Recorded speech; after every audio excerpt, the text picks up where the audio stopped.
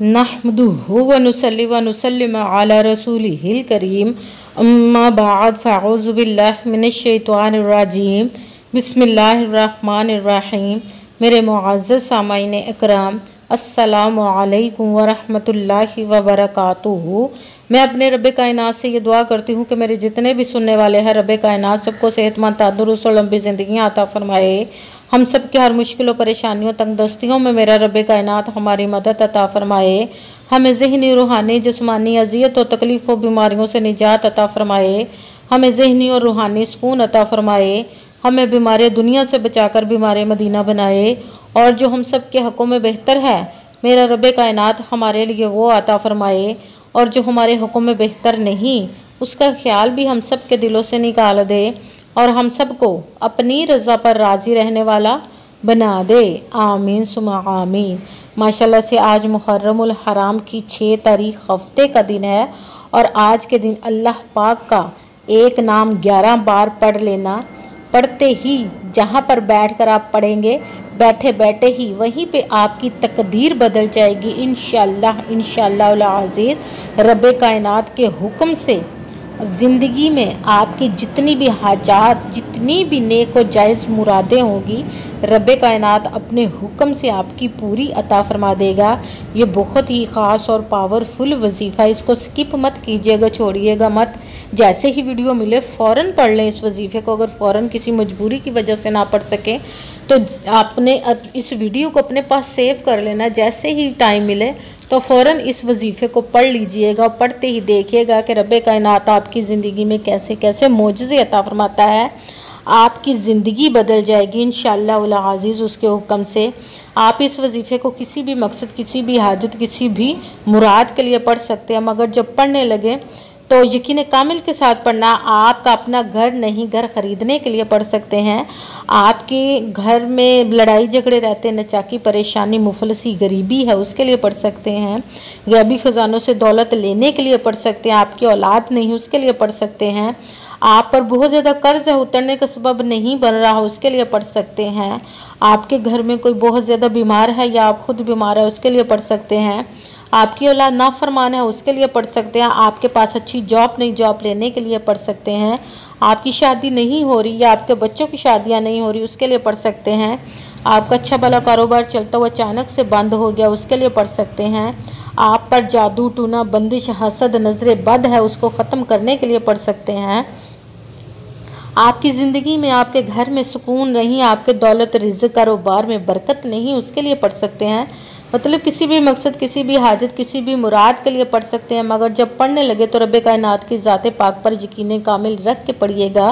कहते हैं कि यकीन कामिल होता है, पीर कामिल नहीं होता। और अच्छी नीयत रख के पढ़िएगा कि रब्बे कायनात कुरान पाक में इरशाद फरमाता है इन्नमल अमालु बिन्नियात, कि जो अमलों का दारो मदार होता है वो नीयतों पर होता है। अगर हमारी नीयत अच्छी है तो हमारा अमल भी अच्छा होता है, और अगर हमारी नीयत ही अच्छी नहीं तो हमारा अमल भी अच्छा नहीं होता। चाहे हम जितनी मर्ज़ी मेहनत कर ले, जितनी मर्ज़ी कोशिश कर ले, हमें उसका फल, उसका अजर अच्छा नहीं मिलता। इसलिए अच्छी नीयत रख के, पुख्ता यकीन रख के और 5 वक़्त की नमाज की पाबंदी लाजमी रखिएगा। फिर इस वजीफ़े को कीजिएगा और वजीफ़ा करते दरमियान आपके दिल में, जहन में ऐसा कोई वसवसा नहीं आना चाहिए कि हम ये अमल कर रहे हैं, पता नहीं हमारी ये मुराद पूरी हो या ना हो।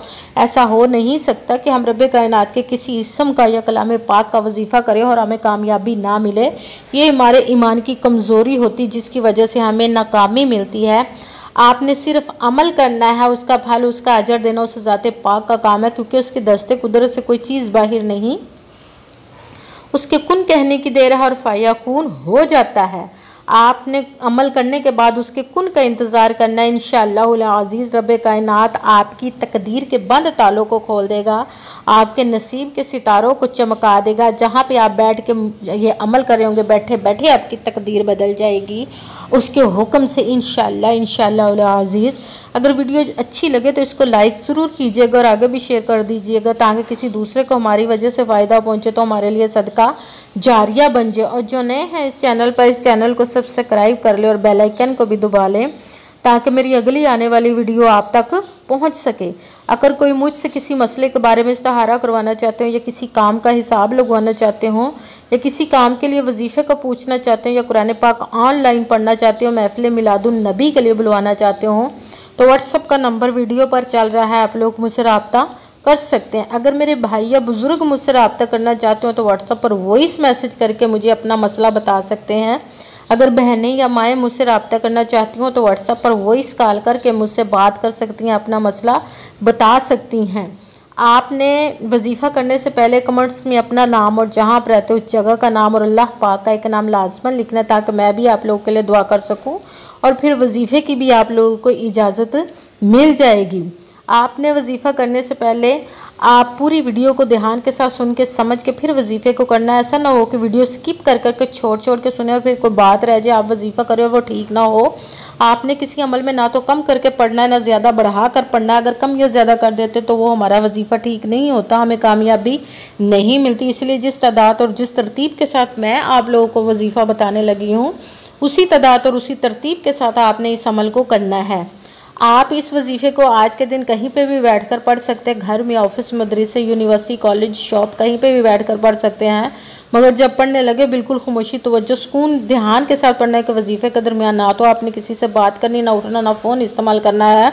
अगर हम वजीफ़े के दरमियान किसी से बात कर लेते, उठ जाते, फ़ोन इस्तेमाल करते तो वो हमारा वजीफ़ा ठीक नहीं होता, हमें कामयाबी नहीं मिलती। इसीलिए मुकम्मल वजीफ़ा पढ़ने के बाद ही आपने किसी से बात करनी है, या उठना या फ़ोन इस्तेमाल करना है।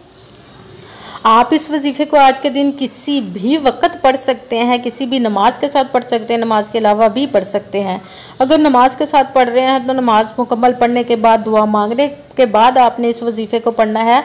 अगर नमाज के अलावा पढ़ रहे हैं तो आपने जहाँ बैठकर पढ़े तो सबसे पहले एक मरतबा आपने बावजू होकर ऐसी जगह पर बैठना है जहाँ पे आप बिल्कुल खामोशी, तवज्जो, सुकून के साथ इस अमल को पढ़ सकें। आपने जब वज़ू करके बैठ गए तो एक मरतबा दरूद पाक पढ़ना है। एक मरतबा पढ़ ले तो 3 मरतबा पढ़ लें, या 7 मरतबा या 11 मरतबा, इनमें से जितनी मरतबा आप चाहें, 3 मरतबा, 7 मरतबा, 11 मरतबा, जितनी मरतबा भी, या चाहे एक मरतबा ही दरूद पाक पढ़ ले। दरूद पाक कोई सा भी पढ़ सकते हैं, मगर दरूद इब्राहिमी जो नमाज में पढ़ा जाता है वो वाला एक मरतबा दरूद पाक पढ़ ले तो ज़्यादा बेहतर है। दरूद पाक पढ़ने के बाद एक मरतबा आऊज़ु बिल्लाहि मिनश शैतानिर रजीम बिस्मिल्लाहिर्रहमानिर्रहीम पढ़कर अपने मकसद, जिस हाजत के लिए वजीफ़ा करने लगे उसकी नीयत कर लेनी है। फिर सबसे पहले नंबर पर जो वजीफ़ा पढ़ना वो है या शहीदू, या शहीदू, या शहीदू, या शहीदू, या शहीदू। इसको आपने 11 मरतबा 11 टाइम पढ़ना है। फिर साथ ही दूसरे नंबर वाला वजीफ़ा कुरान पाक से सबसे पहले नंबर पर जो सूरत आती है, सूरत फातिहा, जो नमाज में भी पढ़ी जाती है, बिस्मिल्लाहिर्रहमानिर्रहीम अल्हम्दुलिल्लाहि रब्बिल आलमीन अर्रहमानिर्रहीम मालिकी यौमिद्दीन इय्याका नअबुदु व इय्याका नस्तईन इहदिनस सिरातल मुस्तकीम सिरातल लज़ीना अनअमता अलैहिम गैरिल मग़दूबि अलैहिम वलद्दोल्लीन आमीन। बिस्मिल्लाहिर्रहमानिर्रहीम अल्हम्दुलिल्लाहि रब्बिल आलमीन अर्रहमानिर्रहीम मालिकी यौमिद्दीन इय्याका नअबुदु व इय्याका नस्तईन इहदिनस सिरातल मुस्तकीम सिरातल लज़ीना अनअमता अलैहिम गैरिल मग़दूबि अलैहिम वलद्दोल्लीन आमीन। सूरत फातिहा को आपने दूसरे नंबर पर जो अमल कर पढ़ना है वो सूरत फातिहा का, इसको आपने 7 मरतबा 7 टाइम पढ़ना है। फिर साथ ही तीसरे नंबर वाला वजीफ़ा शुरू कर देना है। रब पाक के 2 इसमों को मिलाकर पढ़ेंगे तो एक गिना जाएगा, या रज़ाकु या वहाबु 1 हो गया, या रज़ाकु या वहाबु 2 हो गया, या रज़ाकु या वहाबु 3 हो गया। इस तरह आपने या रज़ाकु या वहाबु, या रज़ाकु या वहाबु, या रज़ाकु या वहाबु, इसको आपने 11 मरतबा 11 टाइम पढ़ना है।